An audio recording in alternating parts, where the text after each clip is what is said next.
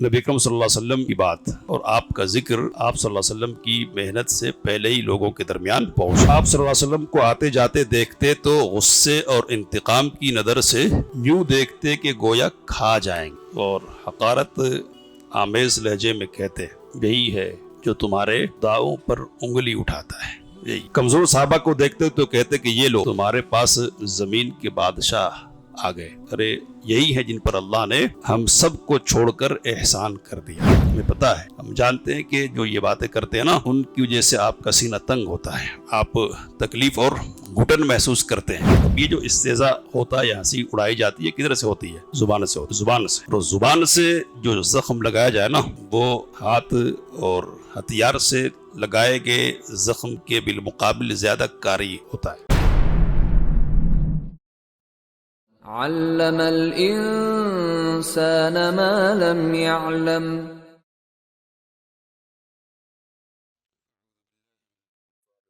بسم اللہ الرحمن الرحیم انا کفیناک المستہزئین الذین یجعلون مع اللہ الہا آخر فسوف یعلمون۔ نبی اکرم صلی اللہ علیہ وسلم کی علانیہ دعوت کا آغاز ہوا اور قریش تک آپ کا پیغام کھلے انداز میں پہنچا تو ان کی فکر مندی بڑھی اور وہ سوچنے لگے کہ آپ صلی اللہ علیہ وسلم کی دعوت کا مقابلہ کس طرح کیا جائے۔ قریبی مدت میں حج کا موسم آنے والا تھا، اس لیے یہ فکر بندی اور بڑھ گئی تھی، تو انہوں نے تدبیر کی کہ کس طرح لوگوں کو محمد صلی اللہ علیہ وسلم کے بارے میں بتلانا ہے۔ گزشتہ درس میں ہمارے سامنے یہ بات آئی کہ آخر میں انہوں نے اتفاق اس بات پر کیا کہ سب یہ کہیں گے کہ یہ جادو کر رہے ہیں۔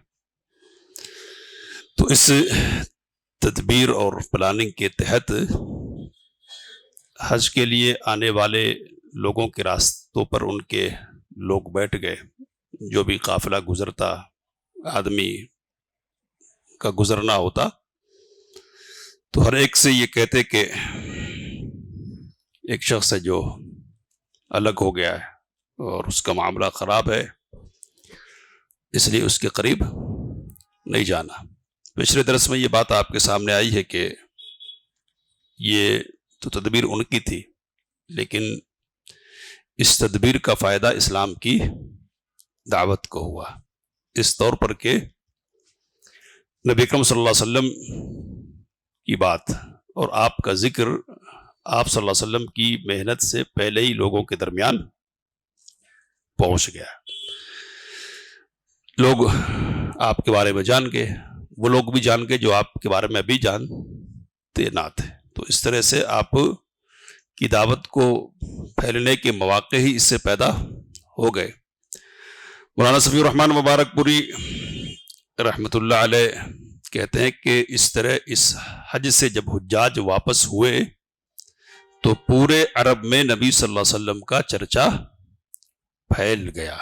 تو اس طرح سے ایسا ان تکرہوا شیئا ویجعل اللہ فیہ خیرا کثیرا، عین ممکن ہے کہ تم کسی چیز کو ناپسند کرو اور اللہ اس میں تمہارے لیے بہت سارا خیر پیدا کر دے۔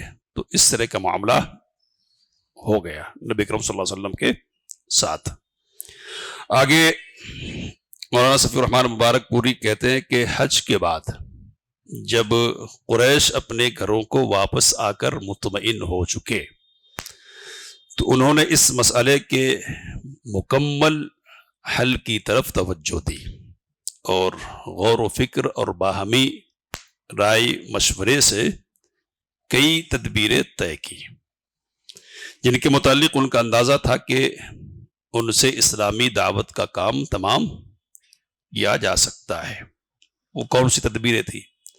کہتے کہ یہ تدبیریں مختصراً یہ ہیں تو پہلے نمبر پر جو تدبیر اپنائی گئی وہ یہ تھی کہ آپ صلی اللہ علیہ وسلم کی ہنسی اڑائی جائے اور تحقیر و استہزاء کا رویہ آپ صلی اللہ علیہ وسلم کے ساتھ اپنایا جائے۔ اس کا مقصد یہ تھا کہ رسول اللہ صلی اللہ علیہ وسلم اور مسلمانوں کے حوصلے ٹوٹ جائیں۔ چنانچہ وہ آپ صلی اللہ علیہ وسلم کے بارے میں کہتے کہ اس پر جادو کر دیا گیا ہے، شاعر ہے، پاگل ہے، اس کے پاس شیطان آتا ہے، جادوگر ہے، جھوٹا ہے، گڑھ نیتا ہے، بناوٹی ہے وغیرہ۔ تو اس طرح کے الفاظ نبی اکرم صلی اللہ علیہ وسلم کے لیے وہ استعمال کرتے تھے، اور جب آپ صلی اللہ علیہ وسلم کو آتے جاتے دیکھتے تو غصے اور انتقام کی نظر سے یوں دیکھتے کہ گویا کھا جائیں گے، اور حقارت آمیز لہجے میں کہتے یہی ہے جو تمہارے خداؤں پر انگلی اٹھاتا ہے، یہی ہے۔ کمزور صحابہ کو دیکھتے تو کہتے کہ یہ لو، تمہارے پاس زمین کے بادشاہ آ گئے، ارے یہی ہے جن پر اللہ نے ہم سب کو چھوڑ کر احسان کر دیا، احسان کر دیا۔ ان کا نقشہ اللہ نے یوں کھینچا ہے کہ مجرم ایمان والوں کی ہنسی اڑاتے تھے، ان الذین اجرموا کانوا من الذین آمنوا یضحکون، مذاق اڑاتے تھے، اور جب ان کے پاس سے گزرتے تو آنکھیں مارتے، وَإِذَا مَرُّوا بِهِمْ يَتَغَامَزُونَ، آنکھوں سے اشارہ کرتے، اور جب اپنے گھر والوں کو پلٹتے تو مزے لیتے ہوئے پلٹتے تھے، یعنی ہنسی اور مذاق کرتے ہوئے، اور جب انہیں دیکھتے تو کہتے یہی لوگ گمراہ ہیں، پٹکے ہوئے یہ لوگ ہیں، حالانکہ انہیں ان کا نگراں بنا کر نہیں بھیجا گیا تھا کہ یہ اس طرح کا رویہ ان کے سلسلے میں اختیار کریں۔ مشرکین نے اس ہنسی، مذاق، ٹھٹا اور طعنہ زنی کی اتنی کثرت کی کہ خود نبی صلی اللہ علیہ وسلم کی طبیعت اس سے متاثر ہوئی، آپ اس کو محسوس کرنے لگ گئے۔ قرآن مجید کہتا کہ وَلَقَدْ نَعْلَمْ أَنَّكَ يَضِيقُ صَدْرُكَ بِمَا يَقُولُونَ، ہمیں پتہ ہے، ہم جانتے ہیں کہ جو یہ باتیں کرتے ہیں نا ان کی وجہ سے آپ کا سینہ تنگ ہوتا ہے، آپ تکلیف اور گھٹن محسوس کرتے ہیں۔ پھر بتایا کہ اس کا اثر کیسے جائے گا اور ثابت قدمی کیسے آئے گی۔ اللہ تعالیٰ نے فرمایا کہ فَسَبِّحْ بِحَمْدِ رَبِّكَ وَكُن مِّنَ السَّاجِدِينَ، اپنے رب کی تسبیح بیان کیجیے اس کی حمد کے ساتھ، اور سجدہ کرنے والوں میں سے ہو جائیے۔ وَاعْبُدْ رَبَّكَ حَتَّى يَأْتِيَكَ الْيَقِينُ، اور اپنے رب کی عبادت کرتے رہیے اس وقت تک جب تک کہ آپ کو یقین نہ آ جائے، یعنی موت نہ آ جائے، مرتے دم تک رب کی عبادت کرنی ہے۔ اس سے پہلے آپ صلی اللہ علیہ وسلم کو تسلی بھی دی گئی، کہا کہ اِنَّا كَفَيْنَاكَ الْمُسْتَهْزِئِينَ، جو لوگ مذاق اڑانے والے ہیں نا، ہم آپ کی طرف سے ان کے لیے کافی ہو جانے والے ہیں۔ کون ہے یہ؟ الذین یجعلون مع اللہ الہا آخر، یہ اللہ کے علاوہ دوسرا معبود بناتے ہیں۔ فسوف یعلمون، تو ان کو جلد ہی پتہ چل جائے گا کہ ٹھٹا کسے کہتے ہیں اور اس کا انجام کیا ہوتا ہے۔ اور آپ صلی اللہ علیہ وسلم کو یہ بھی بتایا گیا کہ ان کی حرکت ان کے لیے باعث وبال ہوگی۔ چنانچہ فرمایا کہ آپ سے پہلے بھی رسولوں کے ساتھ استہزاء کیا جا چکا ہے، جس کا نتیجہ یہ رہا کہ خود ان مذاق اڑانے والوں کو ان کے استہزاء نے گھیر لیا۔ تو یہ پہلی تدبیر کی تفسیر تھی جو مولانا صفی الرحمن مبارک پوری رحمۃ اللہ علیہ نے بیان کی ہے۔ نبی صلی اللہ علیہ وسلم کی دعوت کا مقابلہ کرنے کے لیے پہلی تدبیر کیا ہے؟ وہ ہنسی اڑانا، استہزاء کا رویہ اختیار کرنا۔ اب یہ جو استہزاء ہوتا ہے یا ہنسی اڑائی جاتی ہے کدھر سے ہوتی ہے؟ زبان سے ہوتی ہے، زبان سے۔ اور زبان سے جو زخم لگایا جائے نا وہ ہاتھ اور ہتھیار سے لگائے گئے زخم کے بالمقابل زیادہ کاری ہوتا ہے، زیادہ کاری. تو انہوں نے اس ہتھیار کا خوب استعمال کیا، اور نبی اکرم صلی اللہ علیہ وسلم اور مسلمانوں کے ذہن اور ان کے دل کو چھلنی کرنے کی اپنی پوری کوشش کی، پوری کوشش. زبان سے جو زخم لگے نا وہ زیادہ کاری ہوتا ہے. عربی شاعر کہتا ہے کہ جراحات السنانی لہل تیام، سنان سے، نیزے سے جو زخم لگے وہ بھر جاتا ہے.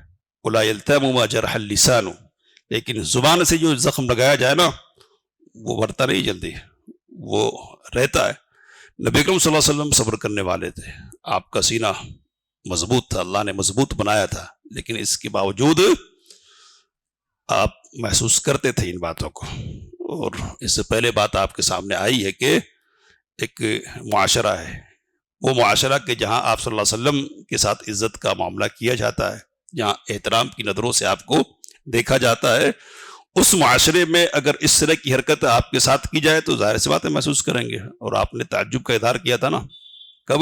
پہلی وحی کے موقع پر، کہ کیا مجھ کو نکال دیں گے؟ اب مخرجیہم، میری قوم کے لوگ مجھے نکالیں گے؟ تو یہ جو اظہار تعجب ہے وہ کس بنیاد پر ہے؟ آپ کو معلوم ہے کہ لوگوں کی نگاہ میں آپ کی حیثیت کیا ہے، تو اس بنیاد پر یہ بات کی جا رہی ہے. زبان کا زخم زیادہ لگتا ہے، اس کی ایک دلیل ہمارے سامنے ہے کہ سیدہ عائشہ رضی اللہ تعالی عنہا نے نبی اکرم صلی اللہ علیہ وسلم سے پوچھا کہ آپ یہ بتلائیں کہ آپ صلی اللہ علیہ وسلم کی زندگی میں احد کے دن سے بھی بڑا کوئی سخت دن آیا ہے؟ پوچھ رہے ہیں کیا احد سے بڑا؟ احد کا دن کون سا ہے معلوم ہے، سر زخمی کر دیا گیا، دانت شہید کر دیے گئے، نبی اکرم صلی اللہ علیہ وسلم شدید قسم کے زخم سے دوچار کیے گئے، ہے نا. سیدہ عائشہ اس پس منظر میں پوچھ رہی ہے، اور نبی اکرم صلی اللہ علیہ وسلم کو تکلیف اس حد تک پہنچے کہ آپ صلی اللہ علیہ وسلم کی زبان مبارک سے کیا نکلے کہ اللہ ایسے لوگوں کو کیسے بخشے گا یا کیسے ہدایت دے گا کہ جنہوں نے اپنے نبی کے سر کو زخمی کر دیا. تو اتنی تکلیف ہے کہ نبی اکرم صلی اللہ علیہ وسلم اس طرح کی بات کہہ رہے، اور اللہ تعالیٰ نے اس پر تنبیہ کی ہے کہ آپ کو اس معاملے میں کوئی اختیار نہیں، اللہ جس کو چاہے معاف کر دے اور جس کو چاہے عذاب دے، اللہ کا معاملہ ہے. تو اس دن کو سامنے رکھ کر یہ سوال ہو رہا ہے نبی اکرم صلی اللہ علیہ وسلم سے کہ اس سے بھی بڑا کوئی دن ہے زندگی میں؟ تو کس دن کا ذکر کیا نبی صلی اللہ علیہ وسلم نے؟ کہا کہ ہاں وہ دن تھا جب کہ میں نے عبد یالیل کے بیٹوں کے سامنے اپنے آپ کو پیش کیا. کون لوگ تھے یہ؟ تو طائف کے سردار 3 بھائی تھے. نبی اکرم صلی اللہ علیہ وسلم نے ان کے سامنے دعوت رکھی جا کر اپنی. تو ایک نے کہا کہ اللہ کو تیرے علاوہ کوئی اور نہیں ملا تھا، کوئی اور نہیں ملا تھا. دوسرے نے کہا کہ اگر اللہ نے تجھے نبی بنا دیا ہے نا تو اس کا مطلب یہ کہ وہ کعبے کی چادر تار تار کروانا چاہتا ہے. تیسرے نے کیا کہا؟ میں تجھ سے بات نہیں کروں گا، سچا ہے تو خطرہ ہے اور جھوٹا ہے تو اس لائق ہو ہی نہیں سکتا کہ تجھ سے گفتگو کی جائے. تو یہ جواب ملا. آگے پتھر مارے گئے نبی اکرم صلی اللہ علیہ وسلم کو، آپ نے اس کا ذکر نہیں فرمایا، وہ بھی تکلیف کی چیز ہے. صرف ان باتوں کا ذکر کہ اس طرح کا جواب مجھے ملا، میرا دل بالکل ٹوٹ گیا، ہے نا. تو زبان کا جو زخم ہے وہ کاری ہے، اور کسی کو پست کرنے کے لیے، پست ہمت کرنے کے لیے، کمزور کرنے کے لیے زبان ایک بڑا ہتھیار ہے. اس کو سمجھنا چاہیے. اس ہتھیار کا استعمال یہاں کیا جا رہا ہے اور ہمیشہ کیا گیا ہے، آج بھی کرتے لوگ. مایوس کرنے کی بات، مختلف قسم کی نسبتیں کرتے نا مسلمانوں کی طرف، مختلف باتیں. تو یہ جو باتیں کی جاتی ہے نا، یہ کس لیے؟ یہ مایوس کرنے کے لیے، ہے نا، حق سے پیچھے ہٹوانے کے لیے. اب بات مختصر یہ کہ یہ تو کوشش ہوتی رہتی ہے، ہوئی، لیکن کرنا کیا چاہیے، کیا کرنا ہے؟ تو اللہ تعالیٰ نے نبی اکرم صلی اللہ علیہ وسلم سے فرمایا کہ ہم کو معلوم ہے کہ آپ کو تکلیف ہوتی ہے، لیکن اس زخم کو بھرنے کی جو دوا ہے نا وہ کیا ہے؟ تو وہ دوا یہ ہے کہ آپ اپنے رب کی تسبیح بیان کیجئے، اپنے رب کی حمد بیان کیجئے. تو تسبیح اور حمد جب کریں گے نا تو جو زخم لگائے گئے نا سب چھٹ جائیں گے، ختم ہو جائیں گے، بھر جائیں گے، اور اللہ تعالیٰ ان کو مندمل فرما دے گا۔ ظاہر سی بات ہے کہ نبی کریم صلی اللہ علیہ وسلم نے اس پر عمل کیا ہوگا۔ تو زبان سے جو زخم لگے اس کا علاج کہاں ہے؟ تو یہ کہنا چاہیے کہ زبان ہی میں ہے۔ کس طرح؟ تو انہی الفاظ کے ذریعے سے نہیں، بلکہ اپنے رب کی حمد اور تسبیح بیان کر کے اس طرح سے علاج کیا جائے گا۔ اب ایک بات کہہ کے میں بات ختم کروں گا کہ اللہ تعالیٰ نے کہا کہ اِنَّا كَفَيْنَاكَ الْمُسْتَهْزِئِينَ، جو لوگ مذاق اڑا رہے ہیں نا، کس طرح مذاق اڑاتے تھے وہ بھی تھوڑی تفصیل آئے گی، اور یہ بھی کہ کس طرح اللہ کافی ہوا یہ بھی انشاءاللہ تفصیل آئے گی ہمارے سامنے۔ تو اللہ نے کیا کہ ہم مذاق اڑانے والوں کے لیے کافی ہیں آپ کی طرف سے۔ کس نے کہا ہے؟ اللہ نے کہا نا۔ تو اللہ کی بات کبھی غلط ہو سکتی ہے؟ نہیں ہو سکتی۔ اب یہاں غور کرنے کی بات یہ ہے کہ مذاق اڑانے والوں کے لیے ہم کافی ہونے والے ہیں۔ مذاق جو ہے نا صرف منہ سے نہیں ہوتا۔ ابھی آیت کا ترجمہ ہم نے سنا، آنکھوں سے اشارہ کرتے تھے، آنکھوں سے بھی اشارہ ہوتا ہے، مختلف انداز اور اسلوب اختیار کیا جاتا۔ اللہ نے مذاق کا لفظ استعمال کے مذاق اڑانے والوں کا، اور یہ کہا کہ کسی بھی طرح کوئی مذاق اڑائے ہم اس کے لیے کافی ہونے والے ہیں۔ تو ہم کسی بھی طرح اس کے لیے کافی ہونے والے ہیں، کسی بھی طرح کافی ہو جائیں گے۔ اب وہ کس طرح اللہ کافی ہوا، یہ تفصیل ہمارے سامنے جب آئے گی تو اس بات کی حقانیت ہمارے سامنے آئے گی کہ اللہ واقعتاً کافی ہونے والا ہے۔ اب یہاں دو باتیں عبرت کی ہے جو ہم کو ذہن میں رکھنی چاہیے کہ آپ حق کی دعوت اگر دو گے تو آپ کو بات سننی پڑے گی۔ كذلك ما أتى الذين من قبلهم من رسول إلا قالوا ساحر أو مجنون، آپ سے پہلے جو بھی رسول آئے نا ان کو یہی کہا گیا کہ یہ جادوگر ہے یا مجنون ہے۔ تو یہ پرانا طریقہ ہے، یہ کہا جائے گا۔ دوسری بات یہ ہے کہ اب حق کے راستے پر قائم رہنے کے لیے، اپنے آپ کو مضبوط طور پر جمانے کے لیے کیا کرنا ہے؟ تو رب کا سہارا لینا ہے۔ رب کا سہارا کیسے لیں گے؟ تو رب کی حمد اور اس کی تسبیح بیان کرتے رہیں گے اور معاملے کو اس کے حوالے کر دیں گے۔ پھر کیا ہوگا؟ تو وہی ہوگا اِنَّا كَفَيْنَاكَ الْمُسْتَهْزِئِينَ۔ لیکن کوشش کرنا نہیں چھوڑ دینا۔ یہ جو تسلی دی گئی نا نبی اکرم صلی اللہ علیہ وسلم کو، پہلے بھی رسول آئے تو ان کے ساتھ ایسا ہی معاملہ ہوا ہے، تو کس لیے تسلی دی گئی؟ کہ فَاصْبِرْ كَمَا صَبَرَ أُولُو الْعَزْمِ مِنَ الرُّسُلِ وَلَا تَسْتَعْجِلْ لَهُمْ۔ آپ اس طرح صبر کیجئے جس طرح اولو العزم پیغمبروں نے صبر کیا، اور ان کے لیے آپ جلدی مت مچائیے۔ تو یہ نہیں ہے کہ مذاق اڑایا اللہ کافی ہونے والا نا، تو ہم جیسے مذاق اڑایا کسی نے تو اللہ نے اس کی زبان کو شل کر دیا، ایسا نہیں ہوتا معاملہ۔ اللہ کے اپنے معاملات ہوتے، محنت کرتے رہنا ہے اور صبر کا ثبوت دینا، پھر رزلٹ آتا ہے۔ جب اللہ کی مشیت ہوتی ہے اس وقت نتیجہ سامنے آتا ہے۔ تو اس کو ذہن میں رکھنا ہے۔